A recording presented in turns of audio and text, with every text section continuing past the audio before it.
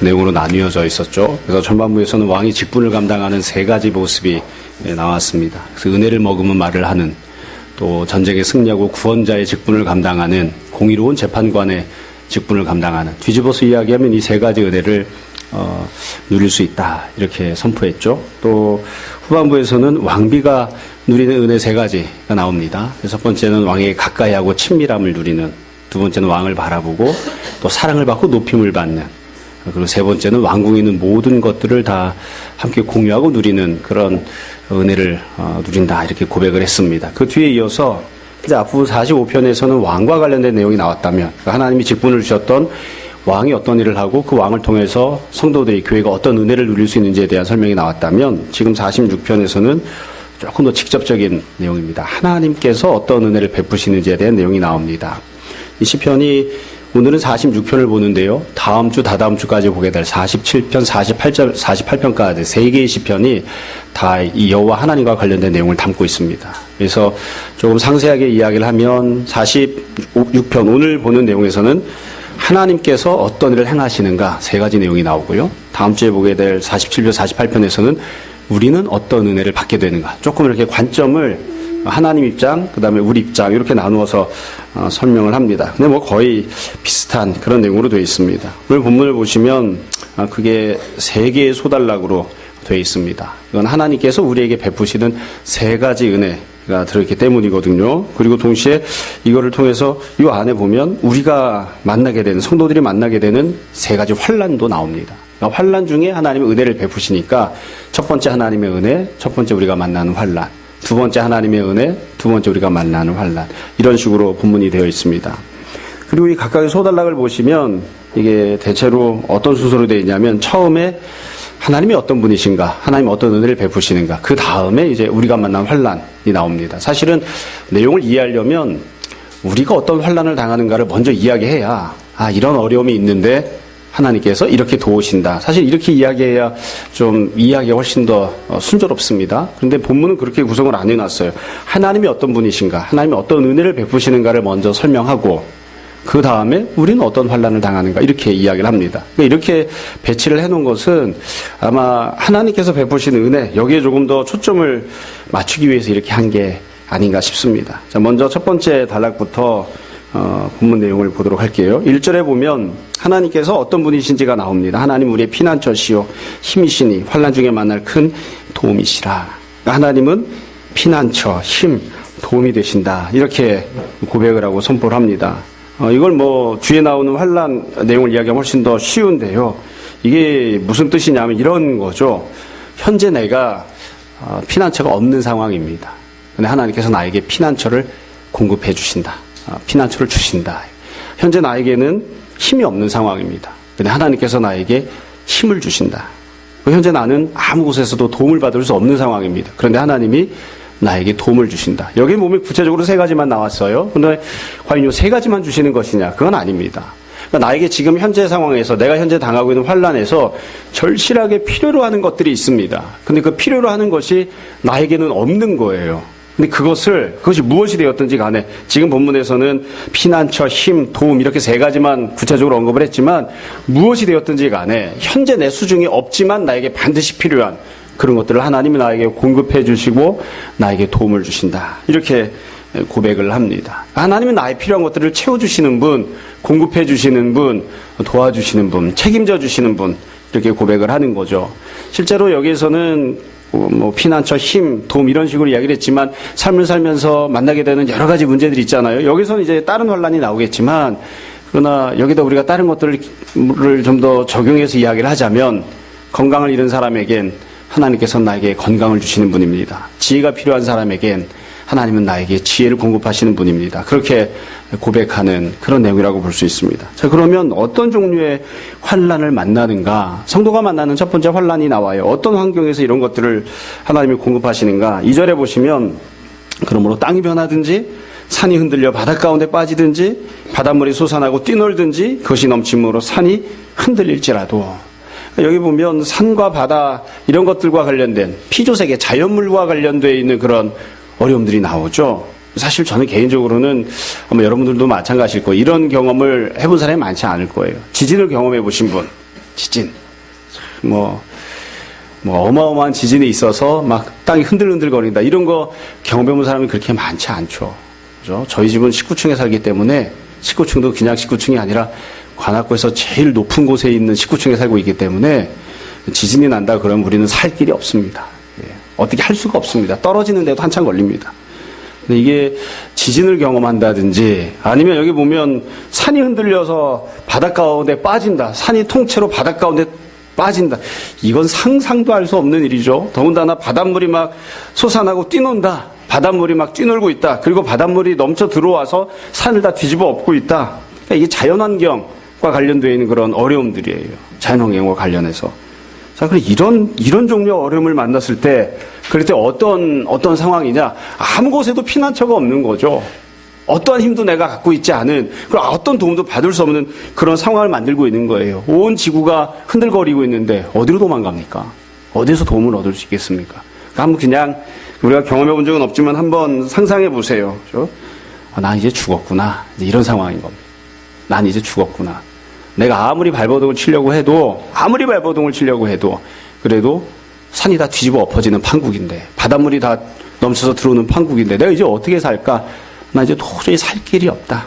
이제 그런 환란을 만난 거죠. 그런 환란을. 그렇죠? 제가 이렇게 보면서 이게 문자적인 의미를 우리가 잘 중시해야지 돼요. 그래서 산이 바다가 이렇게 막 뛰논다 이렇게 이야기를 했는데, 일단 이제 문자적으로 그렇게 받아들여야 되는데, 이렇게 생각을 해보니까 저희 가정은 특별히 그런 일은 없었습니다만, 막 바닷물이 넘쳐 들어오는 것처럼 또 산이 바다에 수려박히는 것처럼 아이들이 정서적으로 질풍노도의 시기를 겪으면서 아이들의 감정을 보았더니만 이게 홍수가 난 것 같은, 지진이 난 것 같은 그런 경우들도 있고, 가정 안에 또 그런 상황들이 만나지는 그런 때들도 있고, 여러 일들이 있는 거죠. 여튼 이럴 때에 내가 도대체 어떻게 할 수 있을까? 아무것도 할 수 없을 때 하나님이 나에게 피난처를 주십니다. 내가 다리에 힘이 빠져서 도저히 서 있을 수도 없을 때 하나님께서 내 다리를, 내 팔을 붙들어 주십니다. 하나님께서 나에게 힘을 주십니다. 이렇게 고백을 하는 거예요. 그래서 이 맨 마지막 고백이 나옵니다. 맨 마지막 3절 끝에 보면 이렇게 고백하죠. 우리는 두려워하지 아니하리로다. 난 두렵지 않습니다. 이렇게 고백을 하는 거예요. 사실 신학적인 이야기를 할 때 그런 얘기합니다. 두려워하다라고 하는 표현은 히브리어로 라라는 단어예요. 근데 이 라라는 단어는 두 가지 의미로 번역을 합니다. 첫 번째는 하나님을 향해서 라라는 단어를 쓰면 하나님을 경외한다 이렇게 번역합니다. 근데 하나님 이외의 다른 대상을 향해서 라라는 단어가 쓰이면 두려워한다 이렇게 번역을 합니다. 그러니까 인간이 마음에 느껴지는 감정 사실은 어찌 보면 본질적으로 동일한 거예요. 근데 그 마음을 하나님 앞에 섰기 때문에 하나님을 향해 어떤 감정을 품을 때는 경외한다고 해요. 근데 하나님께 품어야 될 그 마음을 하나님이 아닌 다른 대상, 그게 누가 되었든지 간에 그렇게 품으면 그건 두려움이라고 한다고요. 그래서 하나님이 그렇게 말씀하시죠. 여호수아 그 이외에 다른 본문들에 보면 넌 두려워하지 마라. 그럼 나를 경외하라. 그러니까 옆에 있는 환경, 눈에 보이는 것들, 이런 것들을 바라보고 마음 흔들리지 말고 하나님을 바라봐야 된다. 그렇게 명령하시는 거예요. 그래서 이런 두려움이 없다. 나는 하나님만 바라보고 있기 때문에 하나님이 다른 것들이 아무리 뒤집어지고 엎어지고 죽을 지경을 만나도 나는 두렵지 않다. 이렇게 고백을 하고 있습니다. 여러분, 그래서 1절부터 3절에 보면 첫 번째 소단락 이렇게 해서 마무리됐어요. 이 사람이 고백을 해요. 내가 현재 처해는 환란은 어떠한가? 피조세계, 자연세계와 관련된 그런 환란입니다. 근데 난 아무것도 이와 관련해서 할 수 있는 것이 없어요. 할 수 있는 능력도 없고. 근데 하나님은 어떤 분이신가? 이때에 나에게 피난처를 공급하시고 힘을 공급하시고 도움을 공급하시는 분이시다. 하나님은 나를 도우시는 분이십니다. 내게 필요한 것들을 채워주시는 분이십니다. 그래서 나는 두려워하지 않습니다. 이렇게 고백을 했습니다. 자, 1절부터 3절에는 사실 나와 있지는 않지만 우리에게 더 중요한 부분이 있습니다. 그럼 어떻게 해야 이런 하나님을 누리는가? 하나님이 어떤 분이신지에 대해서만 나왔잖아요. 환란이 어떤 종류인지에 대해서만 나왔잖아요. 내가 이런 환란을 만났을 때 하나님이 나에게 도움을 주시는데 도대체 어떻게 해야 이런 하나님을 누릴 수 있는가? 사실 그분에 대해서는 이야기를 하질 않았어요. 어떻게 해야 이런 하나님의 도우심을 받을 수 있나요? 어떻게 해야? 그건 너무 당연하기 때문에 어찌 보면 설명을 안 했는지도 모르겠습니다. 우리가 다 가난한 마음을 품고 하나님께 소망을 두고 하나님 앞에 나아가서 은혜를 구해야 되죠. 그 은혜를 구하지 않으면 이 은혜를 누리지 못합니다. 그러니까 우리가 마음 가운데 하나님을 향한 소망을 품는 거예요. 현실만 놓고 보면, 눈앞에 있는 상황을 놓고 보면 바다가, 땅이, 산이 막 다 흔들리고 난리기 때문에 아무 곳에도 소망이 없는 것처럼 보일 때에 우리가 마음속에 소망을 품는 겁니다. 난 하나님께 소망을 주겠습니다. 그리고 그것을 입술로 고백하는 거예요. 주님 도와주십시오. 주님 도와주십시오. 주님, 나에게는 피난처가 필요합니다. 나에게 피난처를 주십시오. 주님, 나에게는 힘이 필요합니다. 나에게 힘을 주십시오. 그렇게 입술로 고백하고 간구하는 거예요. 그런 가난한 마음을 품고 하나님을 향하는 태도를 취하는 그 모습을 갖지 않으면 이 은혜를 누릴 수가 없어요. 아마 다윗은 혹은 다른 이 시를 지었던 사람은, 이 시를 나중에 불렀던 후대의 많은 성도들도 그렇게 했겠죠. 주님, 눈앞을 보면 죽을 지경입니다. 바다가 나를 집어삼키려 합니다. 산이 나를 엄몰하려고 하고 있습니다. 나를 도와주십시오. 나에게 힘을 주십시오. 그렇게 고백하는 겁니다. 그런 고백과 간구를 해야 하는, 그래서 하나님의 은혜를 누리는 그런 성도들이 되어야 하는 것이죠. 자, 두 번째 소달라기입니다. 두 번째 소달라기도 마찬가지로 하나님께서 베푸시는 은혜와 성도가 당하는 환난이 나옵니다. 처음에 4절에 보면 하나님 베푸신 은혜가 나와요. 한 시내가 있어 나뉘어 흘러 하나님의 성, 곧 지존하신 이의 성소를 기쁘게 하도다. 이 본문을 좀 번역할 때에 어찌 보면 좀 매끄럽지 못하게 번역을 했어요. 근데 이거보다 더 잘 번역하기는 어려운 것 같아요. 근데 지금 이야기하는 내용은 이거예요. 하나님의 성이 있습니다. 하나님의 성, 지존하신 이, 이것도 하나님이시죠. 지존하신 이의 성소가 있습니다. 그러니까 하나님의 성, 지존하신 이의 성소가 있는데 그곳은 어떤 곳이냐면 시냇물이 있어서 기쁨이 있게 하는 곳입니다. 그러니까 시냇물이 있다라고 하는 것은 물질적인 필요를 충족시켜주는 거죠. 하나님의 성이 있는데 그곳은 기쁨이 있는 곳이에요. 왜 기쁨이 있냐면 기쁨을 누릴 만한 물질적인 풍요로움을 충족되고 공급되기 때문에 기쁨이 있는 곳입니다. 또 이 하나님의 성에 대해서 두 번째로 뭐라고 설명했냐면 5절에 보면 이렇게 설명해 놓았어요. 하나님이 그 성 중에 계십니다. 그렇기 때문에 성이 흔들리지 않습니다. 그러니까 이 성에는 무엇이 있냐면 두 가지가 있는 거예요. 하나는 시냇물이 흐르고 있고요. 또 하나는 하나님께서 계십니다. 시냇물이 흐르고 있기 때문에 그곳에 물질적인 기쁨이 있고요. 두 번째로 하나님이 계시기 때문에 영적인 안정감이 있습니다. 흔들림이 없는, 흔들리지 않는 안정감이 있는 곳이에요. 다른 무엇이 다 흔들려도 거기는 흔들리지 않아요. 다른 모든 곳들에서 기쁨이 없어도, 두려움이 있어도 그곳은 기쁨이 있는 그런 곳이에요. 그래서 두 번째로 하나님께서 베푸시는 은혜는 어떤 은혜이냐? 하나님의 성을, 하나님의 성소를 우리에게 공급을 해주십니다. 성소가 있게 하시는 거예요. 성이 있게 하시는 거예요. 그곳에 가면 하나님을 만날 수 있는, 그리고 거기에는 기쁨이 있는, 그리고 그곳은 흔들리지 않는 그 성소를 하나님이 우리에게 공급해 주신다. 이게 하나님이 베푸시는 두 번째 은혜입니다. 두 번째 은혜. 그러니까 우리가 하나님을 믿는다, 또 환난을 만났을 때 어떤 은혜를 누릴 수 있는가? 성전을 소유하고 있는 사람, 성소를 소유하고 있는 사람, 하나님 앞에 나아가서 하나님을 만나고 누릴 수 있는 기회들, 장소들, 시간들을 갖고 있는 사람들이 되게 하시는 거죠. 그러면 도대체 어떤 환난을 만났는데 하나님이 이런 은혜를 베푸시는가? 6절에 보면 이렇게 되어 있습니다. 문 나라가 떠들며 왕국이 흔들렸다. 이 번역은 굉장히 고민을 하다가 한 번역입니다. 원래 이 문 나라라고 하는 말은 다른 단어로도 번역을 할 수 있습니다. 여러 민족들 이렇게 번역할 수 있습니다. 민족들이라고 번역할 수 있는데 이거를 고민을 하다가 나라들 이렇게 번역한 거예요. 그리고 그 뒤에 보면 왕국이 흔들렸더니 이건 나라들입니다. 그러니까 민족들이 떠들어대고 나라들이 흔들리는 그런 상황입니다. 앞부분에서는 자연세계에 대한 내용이었죠. 근데 지금은 자연세계가 아니라 이 전세계, 이 땅에 존재하고 있는 인간세계, 전세계, 나라들과 관련된 내용이에요. 근데 내가 지내고 있는데 그 가운데 모든 나라들이 들고 일어나서 시끄럽게 떠들어대고 나를 공격하고 나를 압제하려고 하는 그런 상황을 만나고 있는 거죠. 그런 상황 속에서 도대체 어디로 이거 피해야 됩니까?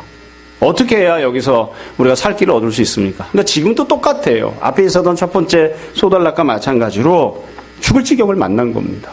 어디 딴 데로 도망갈 구석이 없어요. 바다 한가운데서 바다가 태풍이 일어나서 휘몰아치는 때 도망갈 곳이 없는 것처럼 내가 살고 있는 이곳에, 이 지역에, 이 주변에 있는 모든 나라들이 다 들고 일어나서, 모든 민족들이 다 들고 일어나서 나를 잡아주기로 하고 있기 때문에 어디로 도망갈 곳이 없는 거예요. 그런 상황에서 하나님께서 은혜를 베푸신다. 은혜를 베푸시는 것이 무엇이냐면 도망갈 곳이 있게 하시는 겁니다.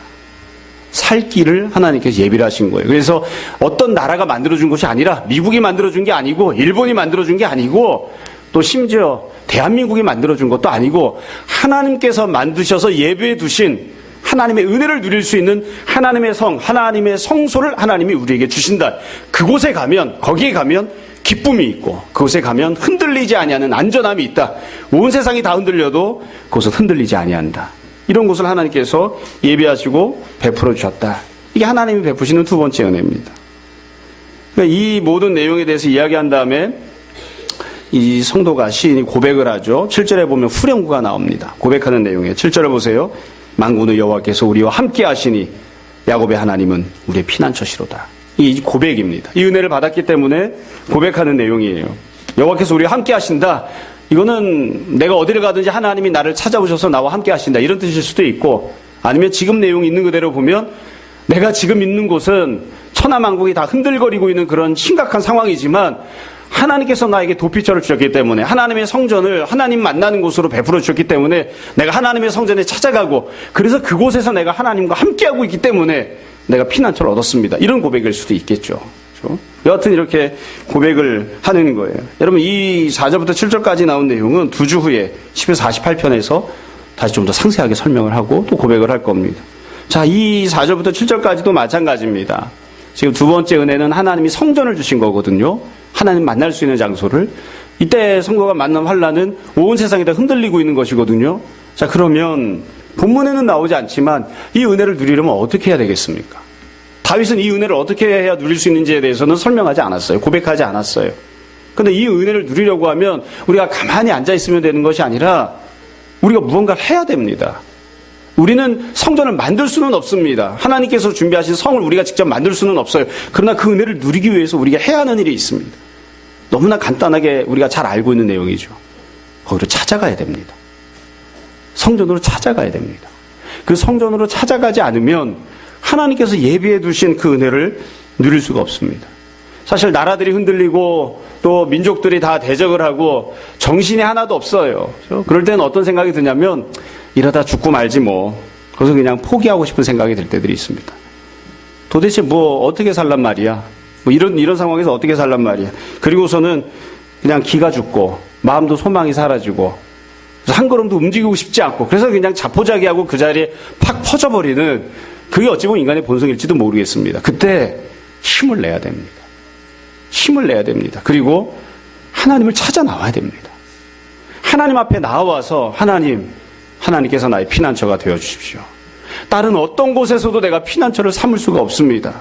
내가 살 수 있는, 내가 기쁨을 누릴 수 있는, 내가 흔들리지 않는 그런 은혜를 누리게 해주십시오. 내가 하나님의 성에 나아갈 수 있게 해주십시오. 그래서 열심으로 하나님 성에 나아가야 되는 거예요. 찾아가야 되는 거예요. 물론 여기서 이야기하는 하나님의 성은 문자적으로 보면 예루살렘 성입니다. 근데 우리가 아는 대로 예루살렘 성은 다 멸망당해서 무너지고 없어져 버렸죠. 그러니까 여기서 하나님께서 계신 곳으로 찾아간다라고 우리가 이해하고 본문을 보자면, 어떻게 해서든 하나님 앞에 기도하러 나오는 사람, 하나님 앞에 예배드려 나오는 사람이 되어야 됩니다. 그것을 위해서 열심히 노력하지 않으면, 그것을 위해서 실천하지 않으면 하나님께서 아무리 좋은 곳을 마련해 두셨어도 그 은혜를 누릴 수가 없습니다. 뒤집어 이야기하면 이런 환난과 어려움을 만났을 때에 그것을 헤쳐나갈 힘을 공급받을 수가 없습니다. 그래서 우리가 잘 한번 스스로 생각해 보시기 바랍니다. 이건 뭐 설교할 때마다 말씀드립니다만, 힘들고 어려운 일이 생기면 우리는 어떻게 그것을 해결하나요? 1번 술을 마신다, 2번 마약을 한다, 3번 음식을 먹는다, 4번 빨래를 한다. 요즘 빨래하는 게 효과가 없을 수도 있겠네요. 그냥 세탁기에 넣으면 되니까. 예전에 막 이렇게 때렸잖아요. 그렇죠? 어떻게 해야 됩니까? 마음이 다 뒤집어지고 심란하고 우울하고 힘들어서 도저히 그럴 마음이 안 생겨도 열심을 갖고 하나님 앞에 찾아 나와야 됩니다. 그래서 하나님이 예비하신 성소를 누리는 자가 되어야 됩니다. 그게 우리가 은혜를 누릴 수 있는 그런 길입니다. 자, 마지막 세 번째 소단락입니다. 세 번째 소단락은 8절부터 11절까지예요. 이때도 마찬가지로 하나님 베푸시는 은혜가 제일 먼저 나옵니다. 8절을 보세요. 와서 여호와의 행적을 볼지어다. 여기서는 행적이라고 번역을 했는데 조금 의미를 살려 번역하면 이렇게 번역할 수 있습니다. 와서 여호와께서 역사하시는 것을 보라. 그러니까 하나님이 베푸시는 세 번째 은혜는 여호와의 역사하심입니다. 하나님께서 직접 무언가를 행하시는 거예요. 앞에 첫 번째 소단락은 나에게 필요한 것을 하나님이 공급해 주셔서 내가 무언가를 소유하고 누리는 자가 되는 거였습니다. 받는 자가 되는 거였어요. 근데 지금 이 세 번째는 하나님께서 직접 나를 위해서 무언가를 행하시는 겁니다. 하나님의 역사하심을 보라. 그리고 그 역사하심을 설명했어요. 첫 번째 역사하심은 그가 땅을 황무지로 만드셨다. 하나님께서 전쟁을 행하시는 겁니다. 하나님을 대적하는 자들, 원수들, 나에게 찾아왔던 환난들이 있을 때에 하나님께서 그 모든 자들이 소유하고 있던 땅을 하나님께서 다 갈아엎으셔서 황무지로 만들어버리신다. 하나님께서 심판을 행하는 자가 되신다는 거예요. 그 다음에 9절에 보면 그 땅끝까지 전쟁을 쉬게 하시며 활을 꺾고 창을 끊으며 수레를 불사르는도다. 그래서 이거는 존재하고 있던, 현재 진행되고 있던 전쟁을 하나님께서 중단시키신다는 거예요. 그래서 이 8절 끝과 9절에 나오는 내용은 전혀 다른 내용 두 가지를, 대조적인 내용 두 가지를 섞어 놓은 거죠. 한편에서는 하나님께서 심판하기 위하여 전쟁을 행하시는 분, 또 다른 한편에서는 하나님께서 구원을 베푸시기 위하여 지금 현재 진행되는 전쟁을 중단시키시는 분이시다. 그러니까 하나님께서 공의로 판단하시고 심판하신다는 거죠. 이게 하나님의 역사하심입니다. 그래서 10절에 보면 이르시기를 너희는 가만히 있어 내가 하나님됨을 알지어다. 이건 이스라엘 백성들이 출애굽한 다음에 홍해 건널 때 하나님이 선포하셨던 그런 말씀이죠. 너희는 가만히 있어서 내가 하나님됨을 볼지어다. 제가 많이 보는 주석은 아닌데 지금은 없습니다만 우리 교단에서 제일 유명한 목사님 중에 한 분이 박윤선 목사님이거든요. 박윤선 목사님 창세기 주석을 보면 이 맨 앞부분에 요 출애굽 주석을 보면 맨 앞에 요 구절을 써놓았습니다. 너희는 가만히 있어 내가 너희 하나님됨을 볼지어다. 홍해를 건너는 그 내용을 이렇게 써놓았더라고요. 그러니까 이 지금 하나님 베푸신 은혜는 그거예요. 내 힘으로 뭔가를 하는 게 아니라 하나님이 나에게 뭔가를 주시면, 돈을 주시면 내가 돈으로 하겠습니다. 지혜를 주시면 지혜로 하겠습니다. 건강 주시면 건강으로 하겠습니다. 이렇게 하는 게 아니라 아예 하나님께서 역사하시는 것을 바라보는 겁니다. 하나님께서 역사하시고 하나님께서 나를 위해서 땀 흘려 일하시는 그런 은혜를 베푸신다는 거예요. 그런 은혜를. 자, 그럼 도대체 어떤 환난을 만났길래 이런 하나님의 역사하심이 필요한가? 사실 이 환난에 대해서는 세 번째 소달락 안에는 구체적인 설명이 없습니다. 다만 우리가 볼 수 있는 것은 전쟁과 관련된 내용이 나오니까 전쟁이 일어나는 그런 상황이라고 추정하고 생각해 볼 수 있죠. 그러니까 인간 세상 안에서 사람들과 사람들 사이에 어떤 관계를 맺으며 살아가는 과정 속에서 다툼이 있는 거예요. 다툼이, 어려움이, 싸움이, 전쟁이 있는 것이죠. 그래서 단계별로 놓고 보면 지금 세 번째 어려움은 가장 축소된 그런 어려움입니다. 동시에 우리가 가장 눈앞에서 만나는 어려움이죠. 첫 번째 환난은 온 천지만물 속에서 만나는 환난입니다. 두 번째 환난은 나라와 나라 사이 속에서 만나는 환난입니다. 세 번째 환난은 나라 안에서도 지금 전쟁이 벌어지고 있는, 내 눈앞에서 창과 활과 칼이 왔다 갔다 하고 있는 그런 환난과 어려움을 만나고 있는 거죠. 지금 전쟁이 언급되고 있으니까 전쟁 한 가지만 우리가 만난 환난이 아니라, 전쟁은 목숨을 내놓고 하는 거잖아요. 사느냐 죽느냐가 왔다 갔다 하잖아요. 그러니까 이런 것 이외에 또 다른 여러 가지 인간적인 어려움과 문제들이 다 포함이 되어 있다, 이렇게 볼 수 있습니다. 이때도 마찬가지로 시인이 맨 마지막에 고백을 합니다. 11절이 후렴구예요. 7절과 11절 똑같죠. 후렴구입니다. 믿음으로 이렇게 고백을 해요. 만군의 여호와께서 우리와 함께 하시니, 그러니까 우리를 위하여 역사해 주신 하나님께서 우리와 함께 하시니 야곱의 하나님은 우리의 피난처시로다. 피난처시로다. 여러분, 이번에도 마찬가지입니다. 이 세 번째 소달락에도 우리를 위하여 역사하시는 하나님을 우리가 어떻게 해야 누릴 수 있는가, 여기에 대해서는 고백과 설명이 없어요. 하나님께서 우리에게 이 은혜를 베푸시는데 어떻게 해야 이런 은혜를 우리가 누릴 수 있는가, 하나님이 역사하시는 것을 어떻게 해야 받아 누릴 수 있는가, 거기에 대한 설명은 없잖아요. 우리가 다 신앙 경험을 통해서, 다른 본문 말씀들을 통해서 알고 있습니다. 가난한 마음으로 하나님의 역사하심을 구해야 됩니다. 하나님, 나를 위해서 일해 주십시오. 하나님, 나를 위해서 역사해 주십시오. 하나님께서 나를 위해 역사해 주시지 않으시면 내가 살 길이 없습니다.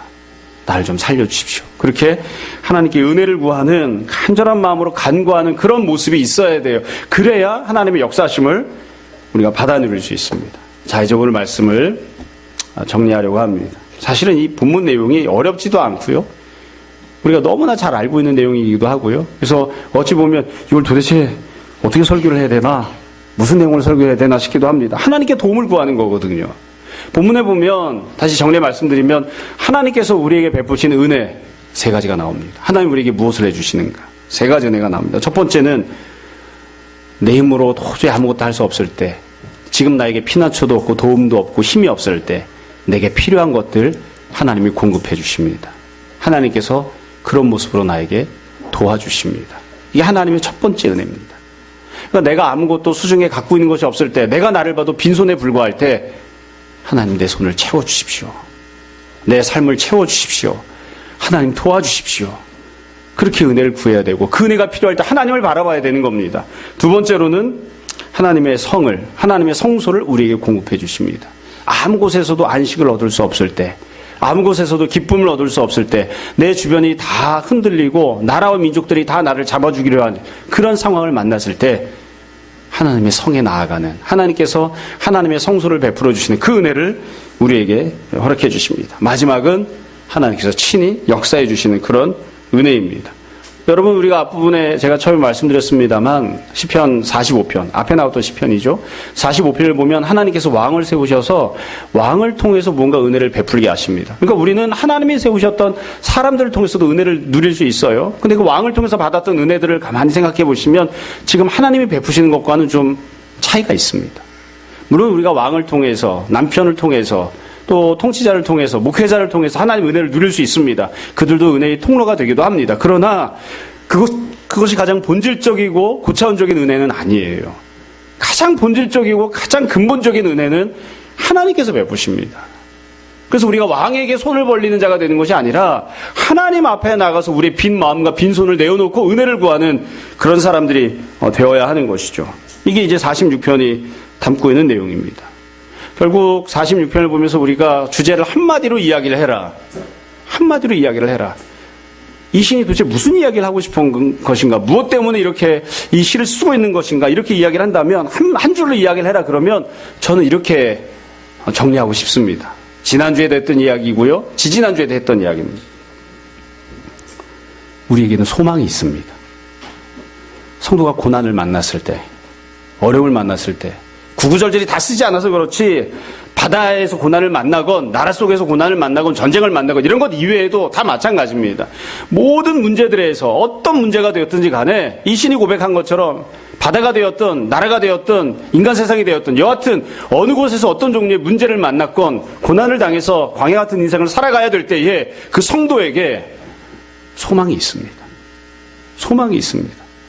그저 두려움만 있고 좌절만 있고 낙담만 있는 것이 아니라 성도에게는, 교회에게는 소망이 있습니다. 그리고 그 소망은 하나님께 있습니다. 그걸 고백하고 싶은 겁니다. 그걸 찬양하고 싶어 하는 것이죠. 여러분, 아마 여러분들 들으시면서 그런 생각 하셨을 거예요. 저도 이 설교 준비를 하면서 생각을 해봤습니다. 사람이 소망이 있다는 것과 소망이 없다는 것이 얼마나 큰 차이가 있는가. 아마 여러분들도 그런 환경에서 성장하신 분들이 계실 거고 또 주변에 어려운 환경에서 살았던 사람들을 보신 분들도 있을 거예요. 제가 어려서부터 성장했던 우리 모교회는 주변이 다 그냥 나가서 일해서 벌어먹고 사는 사람들이지 대학을 졸업하고 사무직에 앉아서 돈을 벌던 그런 사람들이 거의 없었습니다. 그래서 아이들이 대체로 제 동기 친구들은 다 대체로 공고를 가거나 상고를 가거나 힘들고 어렵게 다 먹고 살았어요. 부모님도 그렇게 살았고 또 아이들도 그렇게 살고. 그래서 주변에 이렇게 아이들을 보면 대체로 어떻게 지내냐면 포기를 많이 합니다. 쉽게 이야기하면 그냥 주어진 대로 삽니다. 어떻게 할 수가 없잖아요. 그런 친구들을 보면서 저희 아버지도 그러셨고 제 친구들도 그런 사람들이 많이 있는 거예요. 그러면 이렇게 맨날 꾸지람하거나 책망하거나 뭐라고 막 제가 그럴 때가 있었습니다. 야, 돈 많은 부모를 만나서 지가 조금만 노력해도 잘 살 수 있는 사람은 정신줄 놓고 살아도 돼. 어차피 부모가 책임져 줄 거니까. 우리는 정신 바짝 차려야 돼. 집안 안에 면석이 하나도 없고 아무도 너를 끌어줄 사람이 없는데 너까지 이렇게 정신을 바짝 못 차리고 이렇게 될 대로 살면 어떻게 하니? 하고 싶은 대로 살면 어떻게 하니? 먹고 싶은 거 먹고 하고 싶은 거 하고 그렇게 살면 어떻게 하니? 이런 우리 삶에 소망이 없다. 딴 사람은 몰라도 우리는 정신을 바짝 차려야 돼. 하고 싶은 거 하면 안 되고 먹고 싶은 거 먹으면 안 되고 하기 싫어도 열심히 공부해야 되고 하기 싫어도 열심히 일을 해야 돼. 딴 놈은 몰라도 우리는 갖고 있는 게 없으니까 그러니까 열심히 살아야 돼. 그렇게 하고서 옆에 있는 친구들을 책망하거나 혹은 정죄하거나 그랬었어요. 근데 실제로 보면 정신 바짝 차리고 사는 애들 그렇게 많지 않아요. 근데 그렇게 책망하고 정죄하기만 했는데 이렇게 어느 날 이렇게 무도 생각해 보니까 정신 바짝 차리고 살기가 쉽지 않더라고요. 어려운 일이더라고요. 어렸을 때 늘 듣던 그런 얘기입니다. 엄마 아빠는 너한테 해줄 게 없다. 자수성가 이외에는 성공할 방법이 없으니까 죽기 아니면 까무라치기로 공부해야 된다. 너는 몸이 약해서 밖에 나가서 땅 파서 먹고 살기도 어려우니까 공부 열심히 하는 것 말고는 딴 길이 없다. 우진아 잘 알았지? 맨날 그런 얘기를 듣고 자랐어요. 근데 이게 사실은 그게 어렵잖아요. 죽지 않으면 까무라치기로 공부를 하게 됩니까? 적당히 공부하고 적당히 뭐 하고 그러다가 난 더 이상 못해 그러고서는 나자빠지는 때들이 많죠. 그렇죠? 그래서 제가 생각을 해봐요. 이 설교 준비하면서 생각을 해봤어요. 만약에 좋지 않은 환경에서 태어나서 그냥 삶에 대해서 포기했던 그런 우리 아버지의 청소년기를 내가 타임머신 타고 돌아가서 만날 수 있다면 내가 뭐라고 권면을 할까? 열심히 공부하면 뭐합니까? 대학에 합격해도 등록금 대줄 부모가 없는데 열심히 일하면 뭐합니까? 딴 놈은 아파트를 가지고 결혼생활 시작하지만 나는 월세 보증금도 없어서 힘들어 죽겠는데 아무리 뼈 빠지게 일을 해봤자 월세 보증금 올라가는 거 따라가기도 힘들어 죽겠는데 열심히 일을 하면 뭐합니까? 그런 생각들 때문에 다 그냥 다 팽개쳐버리고 싶은 거예요. 그냥 그런 환경 속에서 그런 어려움 속에서 나름대로 제가 이렇게 이야기했지만 그런 환난을 만난 사람을 향해서 도대체 내가 뭐라고 말할 수 있을까? 우리 아버지가 청소년기를 지내면서 할아버지가 아버지를 내팽개쳐서 작은아버지 집에 가서 생활을 하고 학교를 가고 싶지만 등록금을 대주는 사람이 없어서 집에서 1년 2년 놀다가 학교, 중학교, 고등학교를 간신히 들어가고 이런 상황이 있을 때 그런 사람을 만났을 때 내가 뭐라고 내가 해주고 싶을까? 어떤 말을 해줘야 되는가? 이 본문이 그 이야기를 해주고 있는 거예요. 소망을 갖자. 눈앞에 아무것도 보이는 게 없어 보여도 하나님을 바라보자. 우리가 살 길은 그거 하나다. 우리가 살 수 있는 길은 그거 하나다. 네가 아무리 열심히 공부해도 등록금 줄 사람이 없는 것처럼 보여도 하나님이 네 인생을 책임져 주실 거야. 하나님이 너를 도와주셔. 네가 필요한 거, 네 손에 비어있는 거 하나님이 반드시 공급해 주셔. 아무리 노력해도 안 될 것처럼 보여도 하나님이 역사해 주셔. 그러니까 소망을 갖자. 절대로 소망을 버리지 마라. 그렇게 권면해 주고 싶어요. 그렇게. 안 될 것처럼 보여도 죽을 상황만 만난 것처럼 보여도 그래도 하나님을 바라보는 사람, 하나님께 소망을 두는 사람, 그 사람에게 정말로 소망이 있습니다. 그 소망을 내려놓으면 그럼 정말로 이제 좌절하고 낙담하고 끝나버리는 거죠. 윤동주 시인이 눈 감고 간다라는 시를 썼대요. 전 몰랐는데 나무현이라고 하는 복음성가 가수가 불렀던 그 눈 감고 간다라는 복음성이 있어요. 그 가사가 윤동주 시인이 썼던 시라고 그러더라고요. 그 가사가 이렇게 돼 있습니다. 일제시대 때 쓴 거죠. 태양을 사모하는 아이들아, 별을 사랑하는 아이들아, 밤이 어두웠는데 눈 감고 가거라. 밤이 어두웠는데 눈을 감고 가라는 거예요. 가진 바 씨앗을 뿌리면서 가거라. 눈 감고 가지만 씨앗을 뿌리면서 가라. 발뿌리에 돌이 채이거든 감았던 눈을 와짝 떠라. 그렇게 씨를 뿌리면서 가다가 발뿌리가 이 돌뿌리에 채이면 그때 눈을 와짝 뜨고 그리고 눈에 힘을 주고 정신을 바짝 차려라. 아마 시는 여기서 끝나지만 그 뒤에 한 줄을 더 쓰라면 이렇게 쓰고 싶어요. 감았던 눈을 와짝 뜨고 지금도 너와 함께 하시는 너를 위해 역사하실 하나님을 봐라. 너에겐 아직 소망이 있다. 여러분, 어떤 종류의 어려움을 우리가 만나고 지내건 그리고 우리가 이제는 그만두고 싶다 그런 마음이 생길 때에 다시 한번 눈을 와짝 뜨고 하나님을 바라보는 사람들이 됩시다. 하나님께서 은혜를 주시고 우리를 붙들어 주실 것입니다. 세상적으로 보면 소망이 없고 다 망한 것처럼 보여도 하나님을 믿는 믿음과 소망을 품고 있는 사람들은 결코 망하지 않습니다. 하나님께서 반드시 도우시고 역사하실 것입니다. 늘 그런 믿음과 소망으로 살아가는 우리들이 다 되기를 주님 이름으로 축원합니다. 잠시 기도하겠습니다. 그 말씀을 정돈해 보십시오.